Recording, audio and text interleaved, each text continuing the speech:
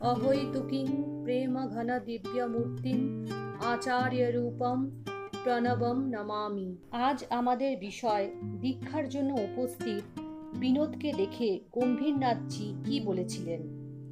রাজকুমার Edward ইনস্টিটিউশনের Bajitpur স্কুলের প্রধান শিক্ষক শ্রী বীরেন্দ্রলাল ভট্টাচার্য মহাশয়ের সঙ্গে শ্রী শ্রী গুরু মহারাজ গোরখপুর আশ্রমে নাথ সম্প্রদায়ের নেতা বাবা গম্ভীরনাথজির কাছে 1913 সালে যখন দীক্ষা নিতে যান, তখন ছাত্র অবস্থায় তাকে দেখা মাত্রই বাবা গম্ভীরনাথজি, যিনি ইচ্ছে করলে আকাশের চন্দ্র সূর্যকে পর্যন্ত কক্ষচ্যুত করতে পারতেন, সেই অত বড় যোগ ঐশ্বর্যশালী মহাপুরুষ বীরেনবাবুকে বলেছিলেন, ইয়ে কন হ্যায়, ইসকো তুম কাহা সে লায়ে হো, ইয়ে তো জন্ম সে হি সিদ্ধ যোগী হ্যায়। অর্থাৎ, একে আবার আমার কাছে নিয়ে এসেছো কেন? এর তো সবকিছু হয়েই গেছে। গম্ভীরনাথজির কাছে দীক্ষা গ্রহণের পর দ্বিতীয়বার গুরুপীঠ গোরখপুরে গিয়ে ব্রহ্মচারী বিনোদ দিন রাত সব সময় দূরে কোথাও ঝোপ জঙ্গলের মধ্যে নির্জনে ধ্যান সমাহিত হয়ে থাকতেন। ক্ষুধা তৃষ্ণা বোধ থাকতো না।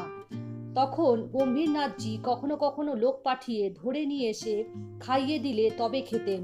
একবার গম্ভীরনাথজির নির্দেশে কাশীধামের ওসিঘাটে একটি পরিত্যক্ত বাড়িতে নির্জন স্থানে যোগ সাধনার সময় হঠাৎ গুরু মহারাজ ভয়ঙ্কর জ্বরে অচৈতন্য হয়ে পড়ে থাকেন।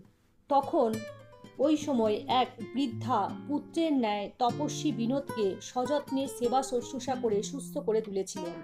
পরে ওই বৃদ্ধাকে আর শত চেষ্টা করেও খুঁজে পাওয়া যায়নি। বিশ্বজননী, সকল প্রকার রোগ বিনাশকারিণী দুর্গা কাশীধামে বিরাজিতা, তিনি বৃদ্ধার রূপ ধরে ভবিষ্যৎ জগৎমঙ্গলকারী আর্ত পীড়িত অসহায় মানুষের পরিত্রাতা সাধক বিনোদকে জগৎ কল্যাণার্থে সুস্থ করে তুলেছিলেন। এ বিষয়ে কোনো সন্দেহ নেই।